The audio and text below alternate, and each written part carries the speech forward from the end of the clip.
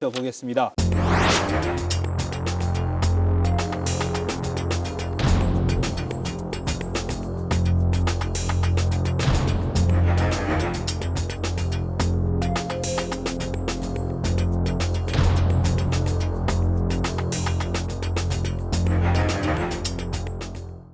국민의힘 전당대회 신경전 더욱 치열해지고 있습니다.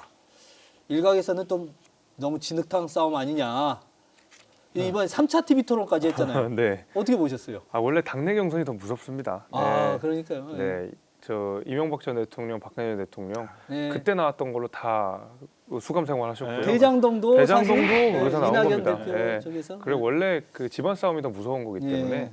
이 정도면 그래도 무난한 편이다. 아, 무난한 편이다. 뭐 새로운 이슈는 아니고 결국 이제 네거티브라고 이제 말씀하신 내용의 핵심이 김기현 후보의 울산 땅 KTX요? 뭐 네. 투기 의혹이다 이렇게 불리는 그런 건데 그 전에 한번 나왔던 내용이고 제가 알기로 2021년 한 11월 정도에 민주당에서 이거 관련돼서 TF도 만들었던 걸로 압니다. 예. 그러다 보니까 어떤 뭐 갑자기 충격적으로 뚝 떨어진 이슈여서 막 대응이 안 되는 수준은 아니고 이제 한번 다뤘던 이슈를 조금 더 정치적으로 공방을 주고받는 상황이기 때문에 이만하면 그래도 뭐 무난하다? 진흙탕까지는 아니다. 예. 그렇게 보십니까? 예, 저도 네. 뭐 천하람 위원장 예. 후보에 또 친분이 있어서 네. 또 눈여겨서 보고 있습니다. 지금 굉장히 흥미로워요. 그래도 저렇게 상당히 이번에는 정말 예상 외로 예. 당초 예상과는 너무나 다른 우리 황교안 후보가 예, 이거 거의 다크호스로 떠오르고 계셔서 이거 천하람 위원장이 더 이렇게 돋보여야 되는데 오히려 황교안 후보가 상당히 이번 전당대회에 들어서 다시 한번 재조명되고 있는 것 같아요. 본인이 과거의 당대표 시절과 지금과는 너무나 다른 오히려 정말 개량이 됐다고 해야 될까요? 뭐 제가 사람에 대해서 뭐 정치인에 대해서 얘기할 건 아니지만 정말 어찌 보면 저 사람이 원래 저랬었나? 그러니까 우리 민주당 입장에 봤을 때는 황교안 대표는 그냥 진짜 그 아스팔트 태극기 부대에 정말 극우에 치우친 후보라고 생각했거든요. 그래서 또 당을 한마디로 총선을 말아먹은 정말 망쳐먹은 대표라고 생각했는데 전혀 지금의 모습은 그때 모습과 너무 다르다고 보여요. 그렇기 때문에 저분이 저런 면이 있었구나. 근데 상당히 뭐 딕션도 상당히 좋으시고. 근데 이제 어저께 저도 이제 그러니까 며칠 전에 있었던 3차 TV 토론에서 이제 본 내용을 저도 밤늦게까지 봤습니다만은 세 가지였던 것 같아요. 내용이 나왔던 주제가 땅 얘기.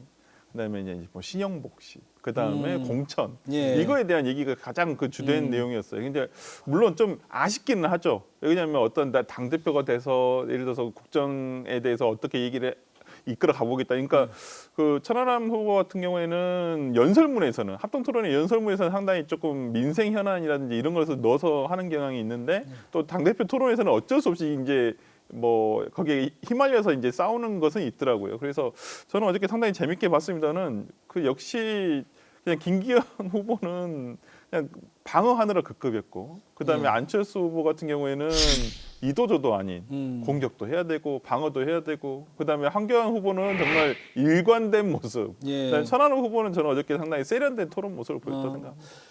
이 황교안 후보와 김기현 후보의 지지층이 조금은 겹치는 듯한 모습이고 그렇다 보니까 어찌 보면은 결선 투표에 가게 되더라도 좀 연대의 모습이나 이런 게 필요할 것 같은데 공격이 계속돼요. 계속. 네. 왜 그렇다고 보십니까? 일단 황교안 후보는 뭐 연대할 가능성을 별로 염두에 두지 않는 것 같아요. 예. 그 김기현 후보는 당연히 1위 후보니까 다 품고 가자라는 생각이신 것 같은데 지지층이 겹치는 건 사실입니다. 근데 황교안 후보를 여기까지 올린 결정적인 배경은 뭐 선명성 이런 것도 아니고 부정선거였거든요. 1차 컷오프를 통과하기 전까지 황교안 전 대표의 말에서 제가 기억나는 건 부정밖에 없습니다. 부정. 그걸 또 믿고 계신 당원들도 있고 분명히. 분명히 있죠. 그 저희 당원들 가운데 특히 이제 보수 지지층들 가운데서 부정선거의 내막을 밝혀달라고 황교안 후보를 본선까지 진출시켜준 것도 있어요. 근데 이분들이 예를 들면 김기현 후보랑 단일화를 한다고 했을 때 그리고 내지는 연대라는 측면으로 결선 투표에 가서 지지를 한다고 했을 때 김기현 후보 입장에서도 굉장히 부담스러울 거거든요. 왜냐하면 이 부정선거로는 보수 정당이 굉장히 골머리를 오랫동안 알아왔던 문제예요. 예. 이거를 어떻게든 떨쳐내기 위해서 뭐 미래통합당 때부터 뭐 TF를 만들어서 아니다. 심지어 윤석열 대통령까지도 후보 시절에 사전투표하십시오 라면서 이 부정선거를 일축하려고 계속 노력을 해왔는데 황교안 후보랑 김기현 후보가 만약에 연대 비슷한 메시지를 낸다 그러면 부정선거론을 다시 안고 가야 되거든요. 한 가지 이슈 축으로 가야 되거든요. 김기현 후보 입장에서 굉장히 부담스러운 일일 겁니다. 그걸 알고 있기 때문에 황교안 후보는 애초에 연대 가능성 완전히 잘라놓고 아마 자신 어떤 정치적 입지를 확보하는 과 동시에 차기 공천에서 내가 얼마큼 영향을 행사할 수 있느냐 이런 거를 타진하기 위해서 좀 세게 붙는다고 생각합니다. 이 천하람 후보가 계속 이제 좀 다크호스 치고 올라온다 뭐 이런 걸 했는데 실제 이제 뭐 여론조사를 보면은 여전히 뭐 3위라든지 2위와의 격차도 좀 있는 것 같고 이렇습니다. 그러니까 그 아까도 우리 저기 김재섭 위원장이랑 얘기도 했었습니다만은 이게 여론조사가 좀 들쭉날쭉한 게 있는 것 같아요. 예. 그러니까 그 표본 집단이 보통 500명을 넘지 않더라고요. 보통 400명. 그러니까 전체 여론조사는 1000명 정도를 보통 하더라도 그 중에 당원만 뽑아야 되니까요. 책임 당원이 450명 정도 거기서 이제 여론조사를 지금 진행을 하고 있는데 저는 실제 투표 결과는 좀 다를 거라고 생각합니다. 저는 어찌 보면 지금 천하람 위원장이 나온 지 20일 정도가 됐어요. 근데 이제 앞으로 2주 정도가 이제 3월 8일까지 해서 20일 정도가 남았다고 한 2주 정도 남았다고 본다면 저는 안철수 후보의 지지율은 점점 더 빠질 것이다. 그러니까 본인의 당내 입지는 없어요. 솔직히 인지도로 이렇게 승부가 하는 것이고, 그러니까 어찌 보면 국민의힘에서도 예를 들어서 강성이 있고 중도가 있고 약간은 더 그렇게 연한 색깔을 가지고 계신 분들인데 이러한 연한 당색이 진하지 않은 분들은 안철수에 대한 인지도를 보고 그냥 선택을 하시는 것이라고 보이고 그다음에 그러한 지지층과 그다음에 천하람 위원장 같은 경우는 뚜렷한 지지층이 있죠. 청년 세대 이준석을 지지했던 어찌 보면 개혁 보수 세력들은 명백하게 있어요. 거기가 이제 안철수 후보의 강성을 뺀 안철수 후보를 지지하는 세력들을 흡수하면 되는 것이거든요. 그러니까 지금 앞으로 남은 2주 동안 천하람 위원장이 실제로 보여줄 수 있는 거. 저는 일단 그걸 굳혀서 결승에 가는 것까지만 하더라도 난 천하람 위원장이 상당히 성공한 케이스라고 보거든요. 그렇기 때문에 안철수 후보는 점점 저는 빠질 거라고 봅니다. 실체가 없는 지지율이었기 때문에 저는 빠질 거라 생각을 하고 오히려 저는 여론조사 결과가 그렇게 객관적인 지표를 나타내고 있다고 보지는 않습니다. 지난주에 저희 촌철살인에 신인규 변호사가 출연을 했는데 신인규 변호사는 아무래도 천하람 후보와는 좀 그 연대의 폭이 굉장히 깊고 사실 우리 김 위원장 같은 경우는 그런 폭이 그렇게 깊다라고 보기는 어렵고 색깔이 좀 비슷하다. 천하람 위원장이요. 천하람 후보. 오늘 제가 천하람 위원장 자리 대신 여기 있기도 한데 개인적으로 가깝죠. 연대도 아까 유대가 깊은 거고 사실 입당 동기입니다. 아 입당 동기세요? 갑자기 입당 동기기도 하고 그래서 뭐 정치를 같이 하고 있는 것도 맞고요. 심적으로도 많이 응원하고 있고 잘 좋은 모습을 보여주기를 바라고 있는 상황이고 앞서서 이제 설주환 변호사님 분석에 저 대부분 동의합니다. 이제 표본이 거의 이제 400개에서 500개밖에 안 되다 보니까 좀 들쭉날쭉한 게 좀 보였고요. 그 와중에도 어쨌든 천하람 후보가 확실히 15% 이상은 꾸준하게 확보하는 모습을 보여주는 것 같아요. 김기현 후보가 한 40% 정도 수준을 좀 단단하게 보여주고 천하람 후보가 이제 15% 정도를 보여주고 안철수 후보는 40%가 넘는 지지율에 쭉 빠져서 거의 천하람 후보랑 비슷하거나 떨어지는 경우도 좀 뵀거든요. 그러니까 결국 말씀하신 대로 그건 것 같아요. 각각은 견고한 지지층이 있다. 김기현도 견고한 지지층, 천하람도 견고한 지지층이 있는데 안철수 후보는 최저 지지층이 없는 상황이니까 최저 확보가 안 되는 상황이니까 그 낙폭이 굉장히 빠르게 이루어지는 것 같다는 생각이 듭니다. 아무래도 뭐 그런 게 있고 그래서 초반 전략이 천하람 후보는 안철수 후보를 열심히 때리는 방식으로 그 지지율을 가지고 왔고 그 다음에는 김기현 후보에게 또 공격을 하는 건데 아마 이런 전략인 것 같아요. 김기현 후보는 40%의 지지율을 계속 보이고 있지만 50%를 넘진 않았습니다. 그럼 결선에 갔을 때 나머지 60%의 표를 천하람 후보가 만약 간다고 했을 때 지금은 15% 20%지만 그 60% 가운데서 뭐 30% 정도를 가져온다 그러면 오히려 과반이 넘을 수도 있는 거거든요. 그러니까 나머지 천하람 후보와 김기현 후보 나머지 이 표에 대해서 누가 더 확장성이 있느냐 이걸로 이제 결선 투표에서 갈릴 수도 있다. 이걸로 천하람 후보가 모 방송에 출연해서 저는 이미 뻥 뽑았습니다. 이렇게 상당히 지금 당대표 후보로 나와서 뭐 이렇게 하고 저희도 천하람 후보가 저희 패널이었다 보니까 네네. 좀 이야기를 많이 하는 걸 좀 줄여볼까 이렇게 제작진과도 얘기를 했는데 계속 또 얘기를 하게 되네요. 라이징 스타인 건 사실이에요. 불과 출마 선언한 지 20일밖에 안 됐는데 전 국민이 거의 알걸요 아마. 거의 알 것이고 뭐 지금 본인의 입지가 저 오히려 광주 전남에서는 기존에 많이 알고 있었잖아요. 예. 국민의힘 인사가 별로 없다 보니까. 근데 오히려 TK 지역이라든지 그러니까 전통적인 국민의힘 강세 지역에서 오히려 유권자들이 훨씬 더 많이 알게 되지 않았을까 싶어서 오히려 그렇죠. 그 천하람 위원장 입장에서는 자당에서 그러니까 국민의힘 안에서 입지를 더 넓히고 높였다는 점에서는 상당히 본인으로서 정치적으로도 상당히 이익이 됐죠. 근데 3차 TV 토론에서 또 이제 김기현 후보가 또 지적을 그런 뉘앙스로 이야기를 했는데 결국은 이준석의 아바타, 이준석의 그림자 아무리 본인이 이제 아니라고 해도 그 이제 같이 하는 것도 사실이고 네. 그러다 보니까 그게 끝내는 현재는 도움이 되지만 끝내는 이 발목을 잡는 거 아니냐 이런 지적도 나오는데 어떻게 보십니까? 그건 이제 천하람 본인의 역량에 달린 것 같아요. 그걸 뚫고 네. 갈 수 있느냐는. 지금까지 높은 지지율을 받았던 거에 이준석 대표의 도움이 없었다는 거를 도움이 있었다는 걸 부인하기는 어렵습니다. 그렇죠. 예. 말하자면 기호지대 호랑이 등을 탄 건데 네. 그걸 어디까지 이끌고 갈 것이냐, 호랑이를 잡아먹을 수 있을 만큼 본인의 정치 역량이 커지느냐, 이제 이걸로 남아 있는 것 같거든요. 근데 제가 알고 있는 이준석 대표와 천하람 지금 후보는 굉장히 결이 다른 사람입니다. 예. 각각을 다 개인적으로 잘 알지만 결이 다르고 오히려 천하람 후보의 어떤 확장력이란 뭐 해야 될까요? 이런 것들 굉장히 있는 사람이거든요. 예. 그러니까 이준석 대표는 좋아하는 사람이 늘어나는 만큼 싫어하는 사람도 같이 느는 타입인데 예. 천하람 후보는 좋아하는 사람이 많이 늘어도 싫어하는 사람이 적게 는다는 엄청난 장점이 있습니다. 예. 그래서 저는 결국에는 지금은 이제 이준석 대표라는 호랑이 등에 타고 올라간 셈이긴 하지만 결국 그 호랑이보다 더 센 정치인이 된다 그러면 저는 결국 그 아바타라는 것도 벗어날 수 있다고 봅니다. 저는 이번에 되게 전당대회를 보면서 좀 부러웠던 점 민주당으로서. 그러니까 저기는 이준석 개라고 하지만 실질적으로 얘기하면 개혁 보수 세력이라고 하는 어떤 그 보수 세력 내에서 개혁을 하려는 좀 건강한 보수, 어쩌면 중도 확장성을 더 넓히려는 보수의 기류가 생겼어요. 예. 그런 집단, 구체적인 집단이 생겼다는 부분은 상당히 좀 부러운 부분이죠. 당 내에서 어떠한 예를 들어서 그 뭐 대중적으로 그러니까 당 내에서 주류 세력이 있으면 예. 거기를 맞서는 대안 세력이 생겨야 되거든요. 예. 근데 이미 대안 세력이 돼버린 거예요. 실체적으로. 예전에는 그냥 이준석이라는 사람 하나밖에 없었어요. 그런데 지금은 천하람이라든지 예를 들어 그 이번에 나온 천하영이라고 하는 그 세력들이 생기고 뭐 예를 들어서 청년 정치인들, 뭐 시인규 변호사인지 김재섭 위원장이라든지 어찌 보면 대안 세력이 예를 들어 주류가 지나가더라도 예. 아니면 주류가 끝나더라도 이 다음 대안 세력이 구체적으로 생겼다는 부분을 사람들이 인식을 했다는 부분이 저는 상당히 그 민주당으로서는 두렵기도 하고 예. 상당히 부러운 부분이 좀 반성도 해야 될 것 같아요. 그렇습니다. 그 천하람 위원장이 이 자리를 비우고 가면서 그날 그 얘기를 했어요. 제가 여기를 가면은 이 호남 출신에서는 올 사람이 많이 없어서 걱정된다라고 했는데 사실 호남 출신은 맞습니다. 없지만 이렇게 개혁 세력이라고 그래야 되나요? 국민의힘에 신인규 변호사님도 나오셨고 네. 우리 김 위원장님도 나오셨고 또 곽순영 뭐 부대변인도 또 추천을 하고 가셨어요. 네. 우리 광주 출신이고. 맞아요. 그러니까 이제 국민의힘에서는 이른바 신진 세력들, 정치 신진 세력들이 계속 이렇게 나오는데 그 원동력이 어디에 있습니까? 원래 이게 민주당에서 더 색깔적으로 이렇게 더 보이는데 이렇게 젊은 신진 세력들이 계속 이제 커나가는 이런 모습들이 어디서 좀 기인했다고 보시나요?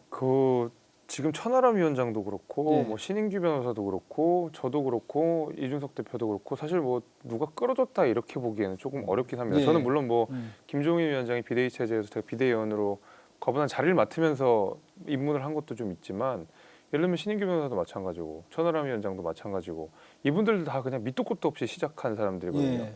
정말 그냥 저희끼리 표현하기로 저희는 소년가장이다 이런 얘기도 하거든요. 아무도 끌어주는 사람 없이 그냥 방치된 상태에서 방송 열심히 나가고 글 열심히 쓰고 하면서 저희가 자생적으로 계속 커오고 이준석 대표와 어떤 정치적으로 결이 비슷한 사람들이 이렇게 같이 보기 시작하면서부터 나름의 이제 그룹핑처럼 돼버린 거거든요. 그래서 실제로 천하람 후보와 이준석 대표는 굉장히 가까운 것처럼 보이지만 예. 두 분은 정말 안 친한 사이였거든요. 존댓말을 하는 밥 한 번 별로 먹고 보지 않는데 안 예. 친한 사이였는데 정치적으로 결이 같다 보니까 또 이렇게도 이루어지고 하는 건데요. 근데 그런 거겠죠. 아무래도 국민의힘 국민의힘을 좋아하는 분들도 굉장히 많지만 예.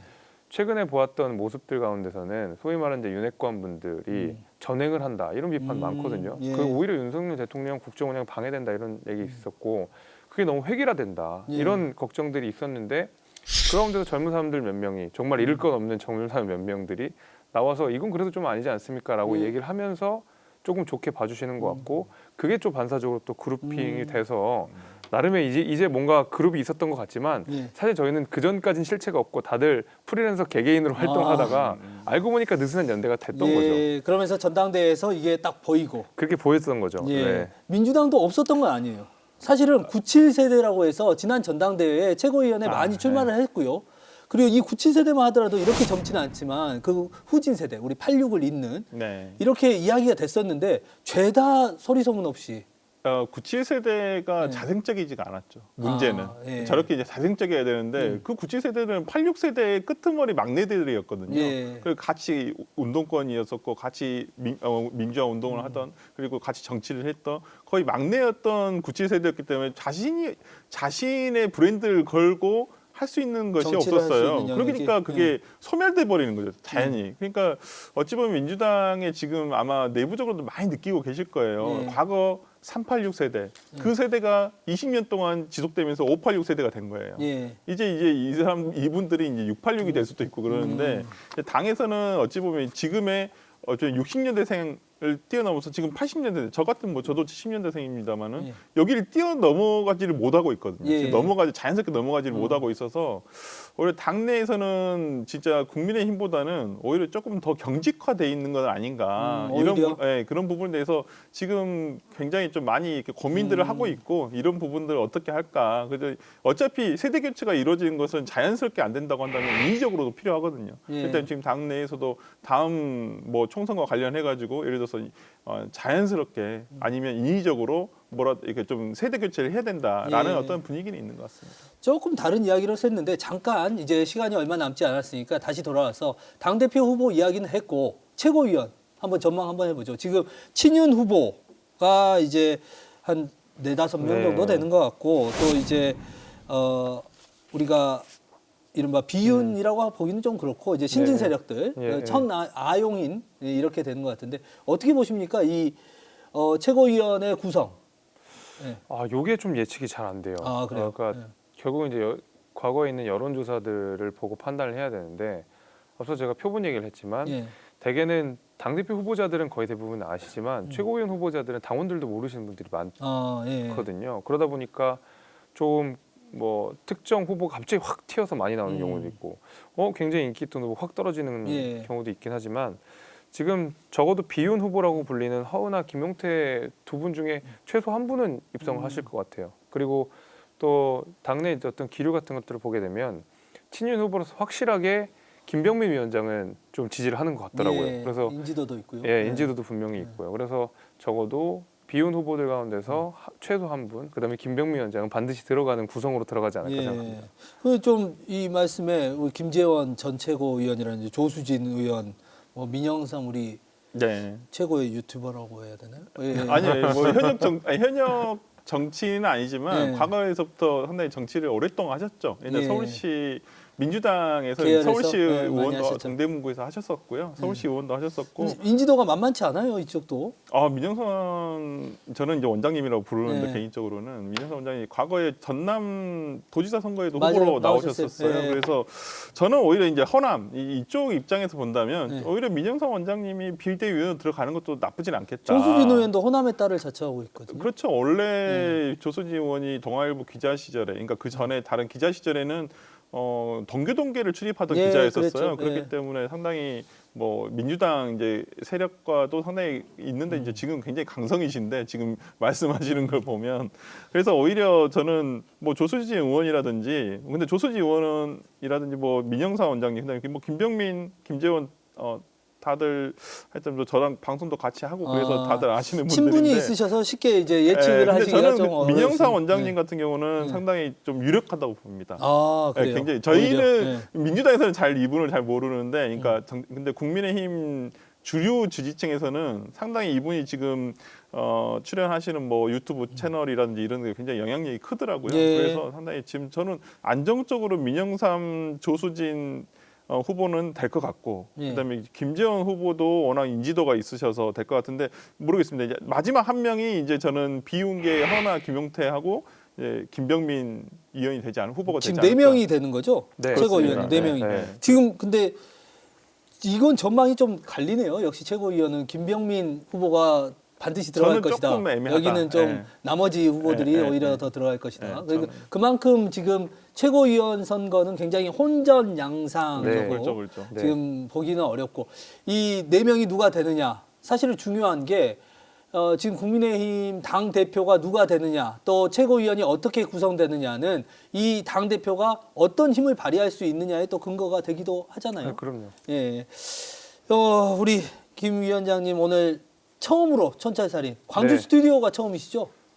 아니요, 저는 저번 주에 또 광주 KBS에 한번 그러니까 다녔어요. 저희 KBC 스튜디오가 그러니까 KBC는 처음입니다. 제가 네. 처음이시죠. 예. 네. 어떠신가요? 해보시니까. 제가 올해 결혼하는데 결혼하세요? 네, 예. 제가 호남의 사위가 돼가지고 호남의 사이. 예. 굉장히 저번 주부터 좀 익숙해지기 일부러 시작했습니다. 정략 결혼을 하신 건가요? 사랑해서 결혼하신 또 건가요? 만나고 보니까 또 아, 장모님이 예. 네, 광주 분이셔서 그러시구나. 좀 남다르게 오늘 스튜디오에 왔습니다. 예, 도봉갑에서 지금 마이너스 1선. 네, 이시죠? 마이너스 있습니다. 1선입니다. 마이너스 너무 많이 찰 것 같다 하면은 광주로 오셔도 저희가 잘 환영해 드리겠습니다. 예, 오늘 이야기는 여기서 마치도록 하겠습니다. 한마디 말로 사람을 감동시키고 세상을 변화시키는 KBC 시사 토크쇼 촌철살인 여기서 마칩니다. 시청해주신 여러분 고맙습니다. 두 분 감사합니다. 감사합니다.